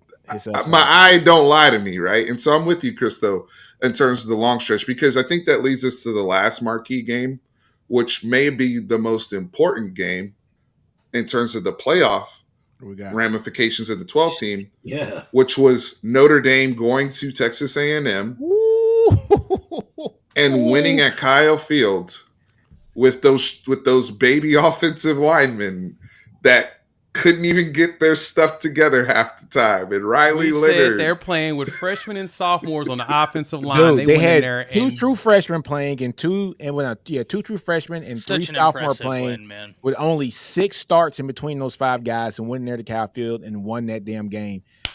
Hey, Elko, belt offense, BTA, belt to ass. Elko, that offense is looking mighty like Jimbo's. No. Here is the issue. Here is the issue. I'm gonna call it what it is. Here is the issue. We said it earlier, right? We said, hey, look, Weigman, everybody on offense, please, like y'all got to do something because the dam is about to break. It literally is water leaks all over the place. But I will say this right here: the thing that pisses me off about Elko is the fact that he went out there and hired somebody who's going to play close to the damn veil. Now, has everybody on this panel outside of Ty had their certain issues, certain drives, certain plays, certain different things where Klein has got the best of you? Yes. Klein coming to the SEC, going to you know what? I agree with you, Nick. It is a broken record simply because Klein does not call any game. He has no explosive plays in his game plan. He has no explosive scheme, no nothing. He will try to dress it up, try to give you all this eye candy just to throw the ball to the flat or just to move the ball for 6 yards. I can't give you anything on Klein. Bama played them once and beat their ass off. No, I know that. But Colin Klein coming as your offensive coordinator pissed me off to the core. Exactly. I just stay quiet about it because I trusted Elko's defense, which I still do. But Klein pisses me off as an offensive coordinator. Chris, I will say this. You're not wrong. I will say though, if this is what they're gonna do and they're gonna run the Colin Klein offense, they have the wrong quarterback. Yeah, exactly. Hey, it needs to be Marcel Reed. It needs at least get the runner in there. Steven, I've said that last week. Remember, I said Colin Klein's offense is predicated on him having the crash test dummy at quarterback. He needs a guy that's going to be able to use his feet. He needs to play Marcel Reed then. And somebody that, I shouldn't say crash test dummy, but somebody who is going to be smart with running the ball, but run physical. You know what I'm saying? They got to be a physical runner, and he has to have great running backs behind him, like a la Deuce Vaughn over the past 4 years. Yeah. They just lost Reuben Owens. Now, I know Aiden has a deep room, but they just lost Reuben Owens, and you do not have a quarterback that is a la like a Colin Klein when he played at Kansas State. Colin Klein could throw the ball, but his main thing was using his feet, and that's the offense that he knows, and I think he's trying to replicate that, but he does not have the personnel at the quarterback position and at running back right now, losing Owens, to execute the offense he wants to execute. But if you're going to do that, and you're the any offensive coordinator worth a damn, you have to understand that you have to adjust to the personnel you have there on campus. You know what I'm saying? And you know that Weigman is your guy. And if he's going to be your guy, you have to adjust that offense to work with what you have on campus. Look at Lincoln Riley with what he did when old boy got hurt. When he had Rattler. Rattler and Caleb are 2 different quarterbacks, people. Yeah. When he snatched Rattler out and put Caleb in, he changed that offense to mold around what he has, right? Miller Moss is different from Kyler Murray He's different from Baker Mayfield. He's different from Caleb and Spencer Rattler. But he molded that offense at USC around Miller Moss, and we saw this kid throw for 380 yards damn near. Colin Klein, if you work for them, you got to mold your offense to the talent that you have in the team and not try to put a square peg in a round hole. Do they have weapons, though? Do they miss Evan Stewart? Do they have people that can get separation? Hell yeah. Anybody would miss Evan Stewart. I thought, I ain't gonna lie, I raised my hand. Jay, I would definitely want to hear your thoughts about this game, but I'll raise my hand. I thought Noah Thomas was going to be. Oh, I did too. And that's before Jay, you go, I just have one last thing to say. We're going to get cooked on Friday. Predicting Notre Dame to lose this game. We're going to get cooked. And you know what? I'm going to be like that depressed crab that throws themselves into the boiling water. I'm here for it. Look, we've already got people tweeting at us with their pictures of USC winning the game and then the peace sign and shit. So I expect even more. Have you seen the comments from Bleacher Report? We got roasted. Hey, man, look. When you're dealing with a young offensive line, a new quarterback, going against a defensive line that's supposed to be experienced, you don't expect this. But, geez, I'm trying to figure out, why did I let anybody convince me when I knew better that Connor Weigman wasn't ish? I knew it. I knew it from day one. But I kept letting people tell me, no, Jay, check him out. I'm telling you, Jay, he had a solid season. If he just had this, he just do that. Nah, I knew he was ass when I watched him last year, and I let people convince me otherwise. I'm not going to say that. I'm not going to say all that. Lesson, trust your eye, folks. No, Jay, I think we were all blinded by the Jimbo offense. So we thought Haynes Kings was ass until he goes out to Georgia Tech and does this. Is he throwing the ball at Georgia Tech? But it doesn't matter. It does. They did what you said, Nick, was they molded the offense around him. Yeah, they ran the damn ball down your throat. That's what they did. That's the point. That's my point. Well, it's not that Jay, I even thought that Weigman was the guy. I was just sitting here looking at it saying, okay, good defensive line, offensive line that might very well be good. I don't know, but it's because I don't know. I have to go with what I do know. And it just turns out that A&M offense is garbage. Yes, that's it. Garbage. You know what? I'm going to vouch. Also, Notre Dame's defense is ridiculously good. I don't want to be disrespectful here. Yes. I'm going to vouch for us. I'm going to vouch for me, Nick, Steven, and Ty, because I think all of us were on this channel and on our separate channels saying, hey, there's not a lot of spring games out there where you could really take a lot from, but this A&M spring game. Oh yeah, they look everything you thought they were. They were. Yeah, every one of us. Only reason why I said Connor Weigman was good because I was like, well, hell, he's better than Max Johnson and Haynes King. Haynes King out here. I mean, looking at Haynes King's number for Ja Tech against Florida State, 11 for 16, 146, no touchdowns, no interceptions, 14 carries for 64 yards. They basically just ran it down people's throat.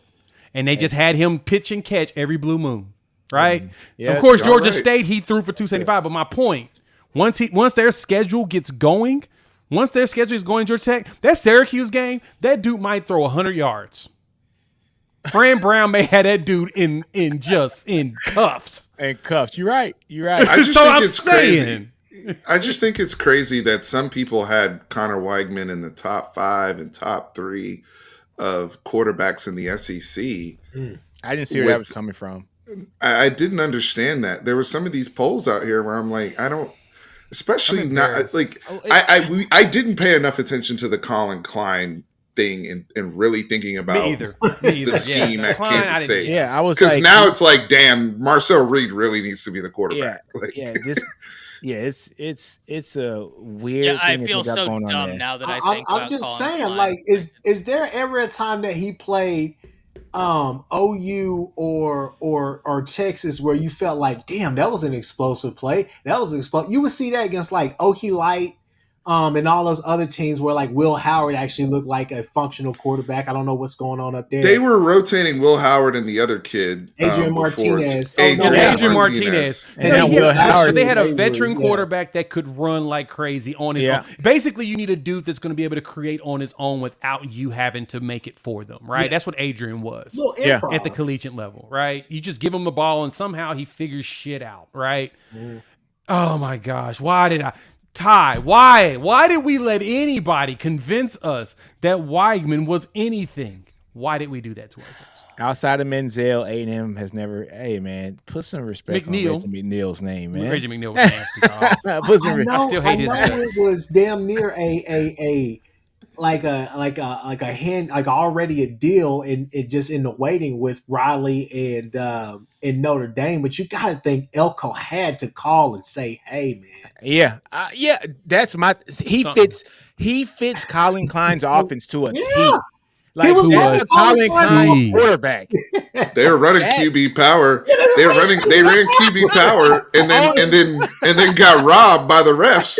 With the brother's whole body got the first down. He sure did. I was like, they're gonna steal this game from this man. Yeah, Martinez was cold. Adrian Martinez was cold. Yeah, man, he was cold. You know the player that we can go back to that you still say because he comes up in a lot of teams' conversations. Yeah, you could have went and got Cam Ward with all of that money. Dog, man. See, that's why I'm still pissed at freaking Dabo Swinney for not going at.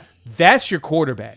Cam Ward is going to be nasty. He's going to be nasty. Miami's probably going to win because they have enough talent for him to not have to do everything the entire year. That was that's why State.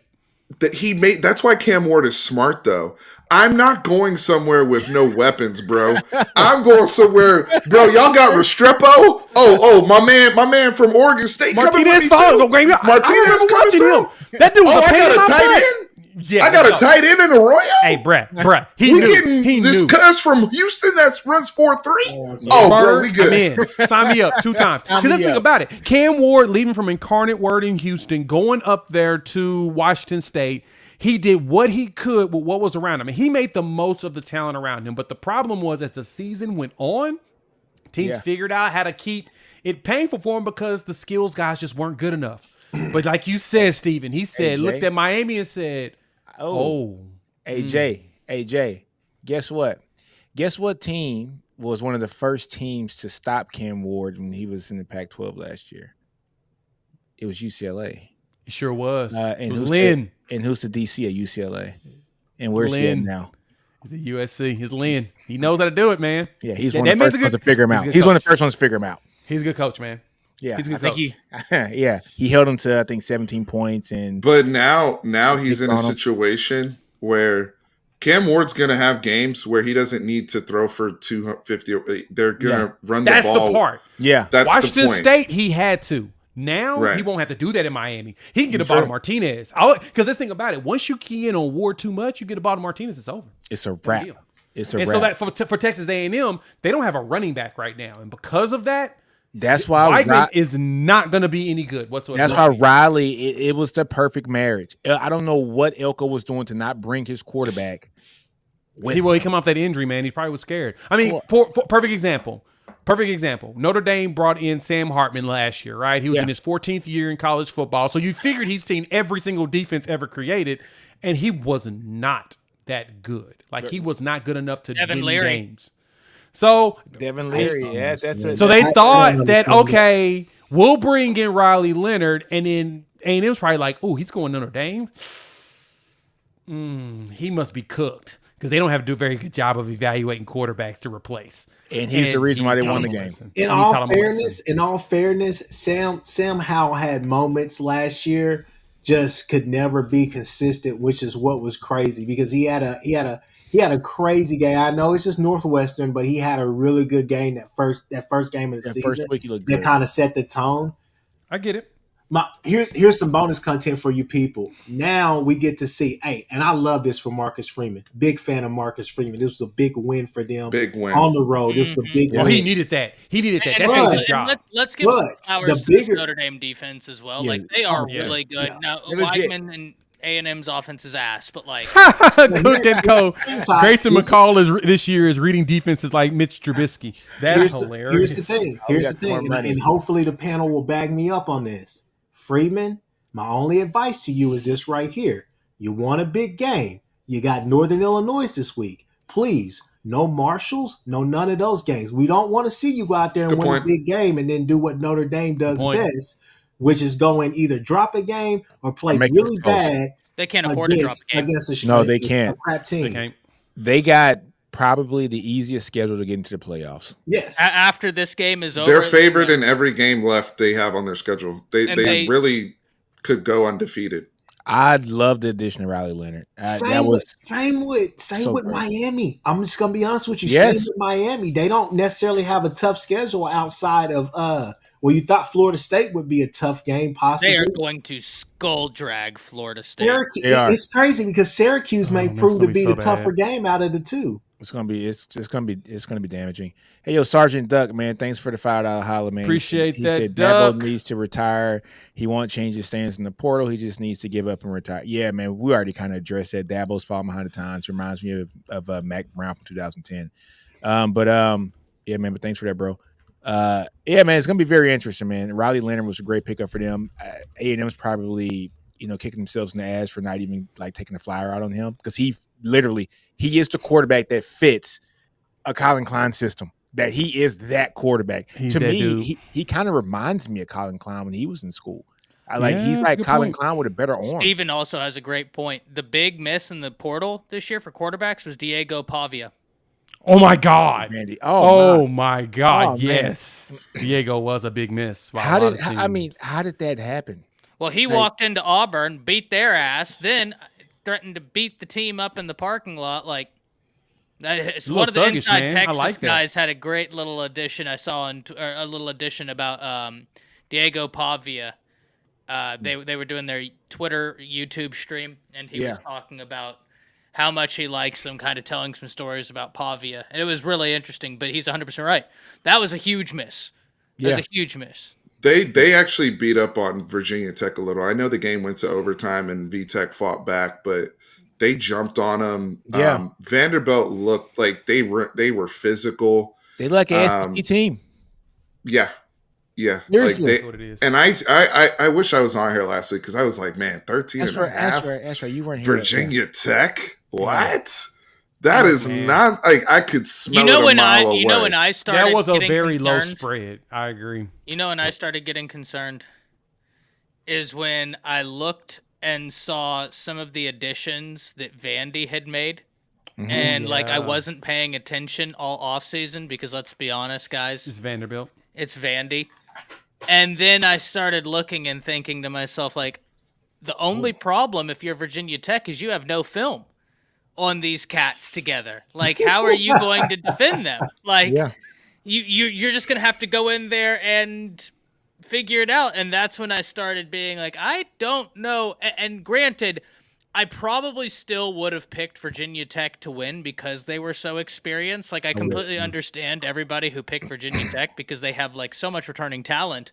But I would have never had them plus 13 over as a 13-point favorite over Vandy. Like, I completely agree with you on that, Steven. Like, that right there was just ridiculous. One quick thing before we just touch on week 2 real quick. Yeah. I wanted to just point out we spent all the time on the marquee games. There was 4 of them, and the SEC went 1-3 in those games. Take away with that what you want to. I agree with Chris. It's still early with the 12 team. Narratives are going to shape over time. Yep. I do want to say this though. I do think there's some small things we can take away from the other games in the SEC that we saw. Some that we can't, some we need to learn, but South Carolina might not be good at all. Stewart is unbelievable. He's unbelievable. But he ain't gonna be there next year. If Beamer's not there, I was just about to say that. I thought we was about to get off there. I was about to say, y'all don't deserve him. I love Beamer ball. Y'all don't deserve that. He ain't gonna be there next year, man. Dude, Dylan Stewart Dude, the highest bidder, right, in the land, right? You might hit the price week 9. You might shut it down. Week 9, down, done. Baby boy was out there, boy. Like they say, like a creative player out there. I was he had like, the dip. He had everything in there, man. I think that was one thing for me. Like, I think the things that I note, like Nico stood out to me. Nico did. South Carolina being Dylan meh. Stewart, it's not real. He's fake. He's like outside of Dylan Stewart. I thought Kentucky looked pretty good. Yeah, they didn't look bad. Arkansas, I mean, I know they had a really bad weather situation, but I thought I'm like, okay, that Mark Stoops and them looking solid. Yeah, I don't know. Did y'all notice anything else from any of the other games or players or anything else y'all want to point out? Arkansas's quarterback, he was electric to watch, man. So much fun to watch. But I got to see it. Okay, Shout no disrespect to Arkansas Pound Bluff, that. But I got to see it. We're going to find out this week. Yeah, I 100% agree. I 100% agree on that. But, like, it was so much fun to watch him go out there and play some football. I had a blast with that. Yeah, so that's going to be... Taylor Green's a fun player.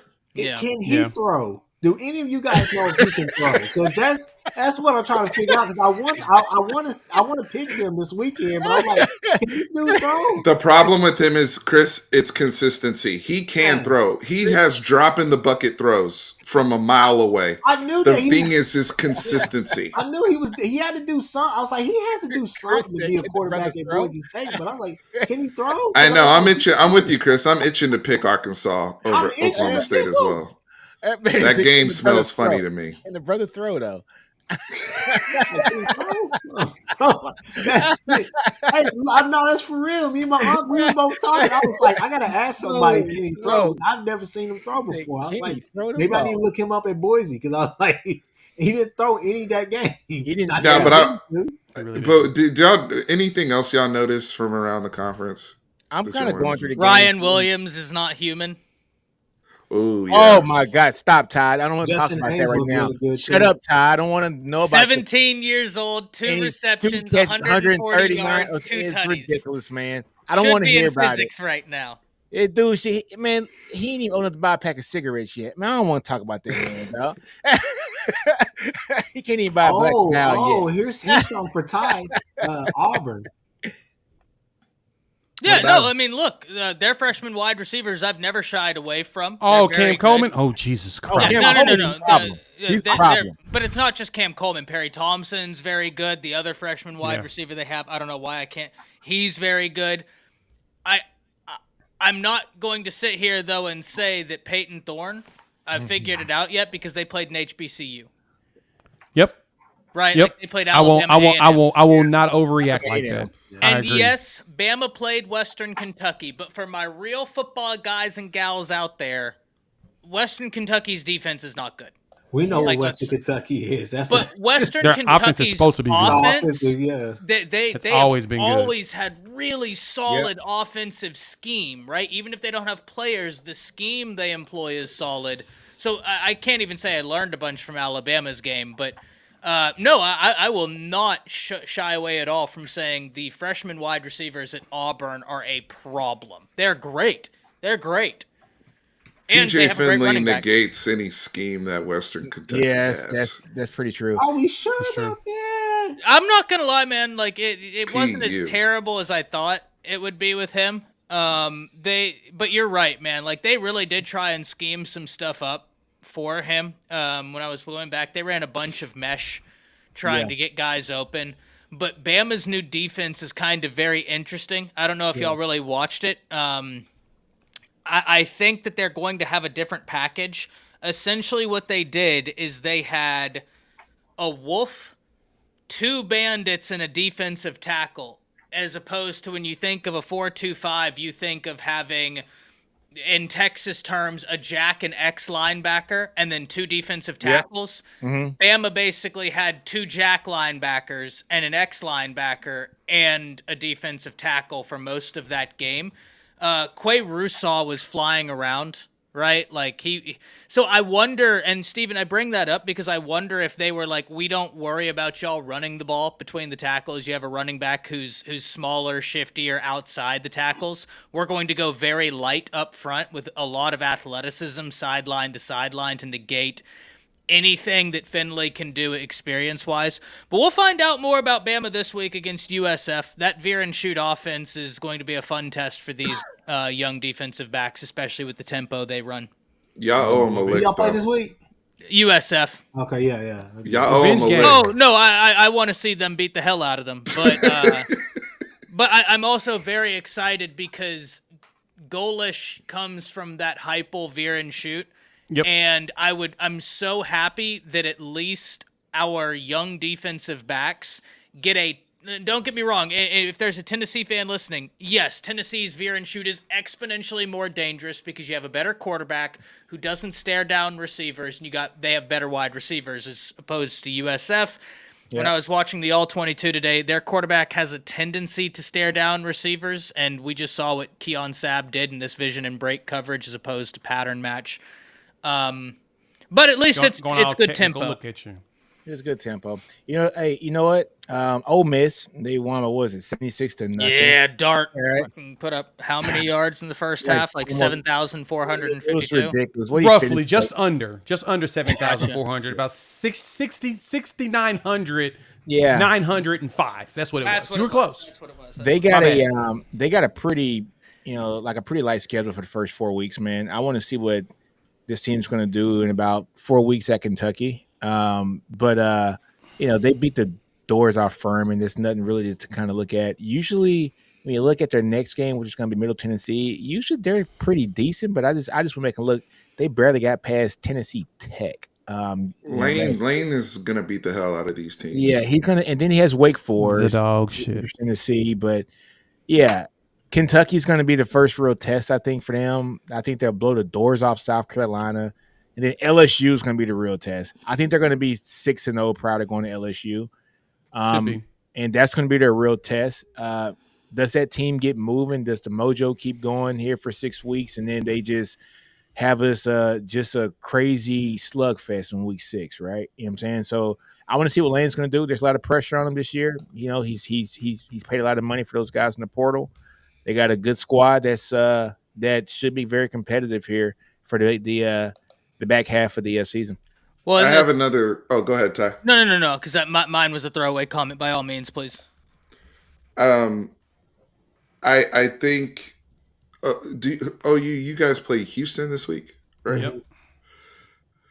Houston stinks. They don't. They're worse than stinks. They're not even let's be real here, dog. Willie Fritz learned day one that he walked in and was like, dang, I got to go ahead and demolish this entire area, take a nuclear bomb and blow it up, and actually leave the planet because I don't know if I'm going to be able to salvage any of this land. It's bad. Like it's really bad there. I was kind of amazed how bad they got their ass beat in week 1. Yeah. Hey, man, they scored a touchdown on the last play of the game. Dude, the last play. To UNLV. 27-0. Like, I remember, well, Stephen, ask your question. That's how bad it is. Stephen, ask your question. Oh, no. What I was going to say is for OU, because, I mean, how many competitive reps did you get out of the Temple game? I feel like it's going to be the same thing with Houston. Like, I mean, it's going to be scripted. It's going to be tested. Yeah. It's going to be just trying shit out. That's really what it's going to be. It's going to be annoying. How much are you learning from these games? Tulane is basically it. Yeah, Tulane is going to be our best. I mean, I remember because I went to the game. Me and my uncle, we actually went to the game, and I leaned over to him. I said, kind of feel like they're teasing the playbook a little bit, just trying stuff out here and there with certain players or whatnot. Obviously, we didn't have some of our ones and guys like that there. But you sat there and you just thought about that. I said, well, I mean, maybe Houston will be a better test next week. And he was like, they just don't have the players, man. They got the coach. They don't have the players. Because it's funny because Tulane is going to be probably the best non-con game that we have this year. And going into it, you would have thought that Houston would have been that. No, I thought Houston would have been a bigger test. I did too. Me too. They're sorry. Willie Fritz got work to do. Hey, I still think Willie Fritz is going to come in here and try some things. Probably try to be more east and west, if possible. Try to test that edge, I guess, because I don't think he's going to run right up the gut trying to be an interior team. But it'll be interesting. I just like Willie Fritz, man, as a coach, but he doesn't. I do too. I do too. Yeah. I am excited to see y'all put together your offensive line. Yeah, and then go out. Like that's what I really want to see. I think the shuffling will be less since a lot of the injuries players are now about ready to play. Yeah. They're not wanting to play them in some of these really, really meaningless games because it's like, okay, we're a 30-point spread in this game, right? And it's probably going to go up to close to the 35. Run the ball and make it vanilla. Yeah, and that's exactly what's going to happen. And a lot of fans are going to be pissed about it, but I'm a dub's it's logical. That's what you're supposed to do. When you're a good team, you go out there and beat bad teams like this. Right, and you just cover the spread. That's it. Go out there and cover the spread. That's all you need to do. Now, enough about us. It's taking me everything in my fiber, and I hope nobody clips this. I hope nobody brings this back up. They're going to piss me off. I have tried everything in my power this after that game, after Michigan played, to say, yes, Michigan is going to beat Texas. Because that's all I was talking about. Me and Nick was riding in my car. Me and my uncle was talking all this noise. I got to ride and go live myself. God, I see you, man. I remember screaming, hot damn, I don't know if this is going to happen. No, and I got to hop at 9 too, guys. Yeah, I got to hop in a minute too. If I could go quickly on this. Yeah, let's finish on this. Yeah. Michigan is too one-dimensional offensively. Defensively, don't get me wrong, they still have those two guys on the interior of their defensive line who are very talented. Will Johnson is still out there. They still have pieces on that defense that it's like, okay, yeah, no, respect, right? We have Sark, we're going to scheme some things up, but respect to the pieces you got. But it's one of those things where could it be close for a quarter during the feeling out process? Sure. But it's not going to be close for 4 quarters in terms of Jaden Blue is really damn good at football, which is why I said that's heartbreaking for Christian Clark. That's heartbreaking for CJ Baxter. I was never worried about Texas's running back room because I remember Jaden Blue very vividly in high school and was like, that guy's a beast. He's going to go in there. He's going to work. You still have you still have a really good offensive line. The only thing I want to see out of Texas's offense this year, and I know, Nick, Steven, it sounds like I'm hard on Quinn, but it's because I know what Quinn can be when he's clicking. I need to see that deep ball get where it was against Bama, right? Because last season, you had Bama Quinn, and then you had the other Quinn, and it was never bad. But I'm so hard on Quinn because I covered him in high school, and I'm like, I know the type of quarterback you can be when everything's clicking, and you are elite when everything is clicking. You have weapons on the outside. He shores that up. I mean, man, is that Texas offense going to be a blast to watch. But I will say one thing and one thing more. We also learned something about past Bama teams this past weekend when I watched Texas, gentlemen, and that's that, no offense, but Holloman Wiggins was not that good of a wide receiver coach. And I'm going to tell you why. Because at Bama, Bond was essentially a one-route dude. And that's not because of skill set. That's not because of Isaiah Bond. That's because Wiggins wasn't teaching, and it was only furthered whenever Coach Shepard came in here and said, yeah, we got to teach these guys how to run routes. And that's when I was like, oh boy, that's not good. That route he ran where he scored that touchdown, where the dude went to press him, he slapped the hand away, the hand went to the face mask. He was running that corner, that was a pretty route. I watched that back so many times. That was pretty, from release to cut to everything. And so we learned, 1, y'all have got a damn good wide receiver coach, and 2, Bama's wide receiver coach last year was not doing what he should have been doing with some very talented pieces. David, I'm not saying, I never said Quinn, that's why I said he was good. But you're telling me that there wasn't a difference between Quinn when he was at Bama hitting those deep passes and then the Quinn that was the worst in the Big 12 at yards completed past 20 yards? He had the lowest completion percentage of, I think, most quarterbacks in deep passes.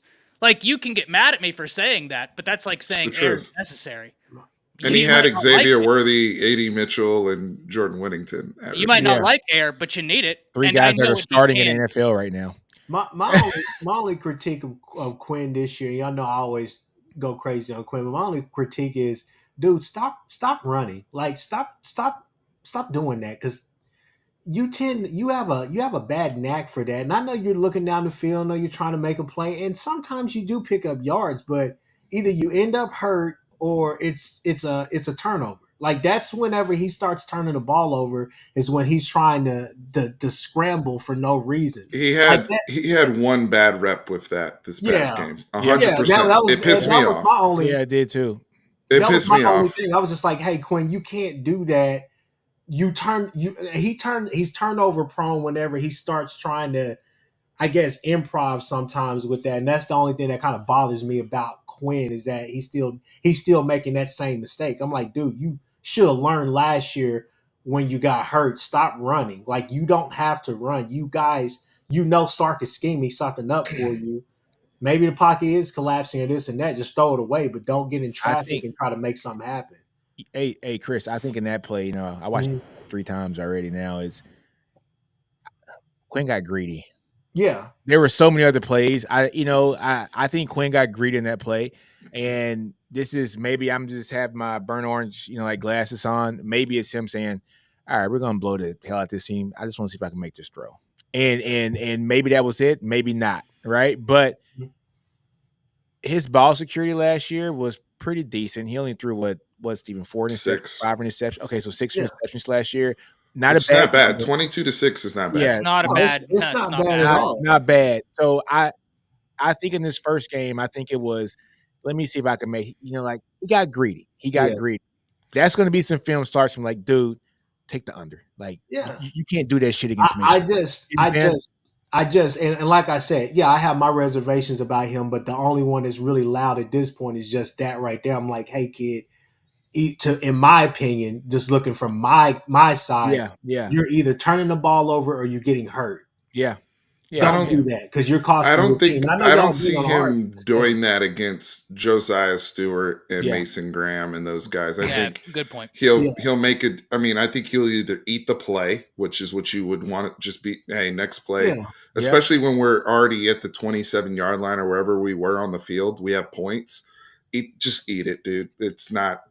We don't need you to make a play every play. That's all I'm saying. When we play y'all, I don't want to play y'all and Quinn is hurt or this and that. I want to play y'all at y'all best. But I'm just saying, like, from what I've seen, on the other side of it, I'm just like, those are the two things that normally happen when he's leaving the pocket. And I'm just like, some other team is going to come and smack you. But I get your point about being greedy. I mean, it wasn't like it was a bad play. The other dude just made a hit. But it's football. Sometimes it happens. That is the game of football, right? Plays are but Quinn was flawless after that play. He was. Let's also he was in his bag. I'm gonna end on that. Like, that's why I'm not worried. He was flawless after that. Y'all understand? I'm not trying to get a kid flack. I'm just saying that he was absolutely in his bag. Oh and I think there's this notion that I'm saying Quinn's a bad quarterback. I'm not. I'm just saying you're holding him accountable to his skill level. What I saw against Alabama, if you get that Quinn every single week, it's a wrap. God help the defense that goes against him, because he's dropping dimes everywhere. That's what I know he can do, because I watched it. You can go back to Westlake versus South Lake Carroll, and I'm actually on the field in the back of the end zone as he's dropping dimes. You can see me in the highlight clip with the sweater on, leaned up against the Cowboy sign going, damn. So I know what he can do, and if he puts it all together, man, like I said, even when he didn't, he's still a good quarterback. So it's like, I think this is the comment that I think we should end it on here today is Quinn plays up to his competition, and that is a problem. because you want to be a full-time employee, not a part-time employee. The Quinn that went against Bama should also have been the Quinn that went against Houston. You know what I'm saying? You know, we had a dogfight in Houston. That should not have been a dogfight. You know what I'm saying? So, you know, there's instances where, yes, you know, you never rise to the occasion. You always fall to the level of your training, right? You know, I'm a military guy. That's what we always preach, right? Nobody goes out to war and just becomes Superman. No, you fall back to your training when things get, you know, very chaotic, right? And so he's been trained by the best. He just needs to settle in and just be Quinn. Like, be the Quinn that was at Alabama. Be the Quinn that, you know, even against Washington in the playoffs, he had a pretty damn good game. Just ball out. Just be you, and don't play down to your competition. Right? It's not time to play with food. You got to go out there and just be the man. Right? And so that's my only knock on him. But other than that, man, it's been that was a great game.